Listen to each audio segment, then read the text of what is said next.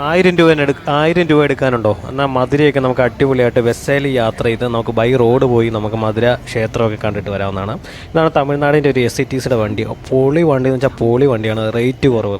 ഇവിടുത്തെ കേരളത്തിലേക്ക് ബസ്സിനെയൊക്കെ വെച്ച് വളരെ റേറ്റ് കുറവാണ്. അടിപൊളി ഒരു വൈബുള്ളൊരു ബസ് കാലിയാണ്. ബസ്സിലാകെ 3-4 പേരേ ഉള്ളൂ. അത് കാരണം നമുക്ക് വേണം കിടന്ന് യാത്ര ചെയ്യാം. ആ ബസ് നോക്കി എന്നാ ഒരു വൈബാന്ന് നോക്കിയാൽ ബസ്. അങ്ങനെ നമ്മൾ മധുരയിലുള്ള ഒരു ബസ്സിലൂടെ യാത്ര ചെയ്യുകയാണ്. ഇതാണ് മധുര ടൗണ്. പൊളി എക്സ്പീരിയൻസ്.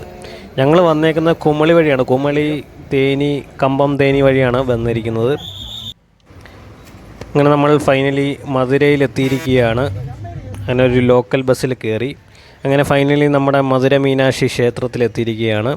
അടിപൊളി എക്സ്പീരിയൻസ് ആണ് ഈ ക്ഷേത്രം. ഇതിൽ 4 കവാടമുണ്ട് ക്ഷേത്രത്തിലേക്ക്. അത് കാരണം നമ്മളിപ്പോൾ കയറുന്ന ഏത് കവാടമാണ് നമ്മൾ നോട്ട് ചെയ്ത് വെക്കണം, അല്ലെങ്കിൽ നമുക്ക് തിരിച്ചു വരുമ്പോഴത്തേന് വഴി തെറ്റാനൊക്കെ ചാൻസ് വളരെ കൂടുതലാണ്. അടിപൊളിയാണ്.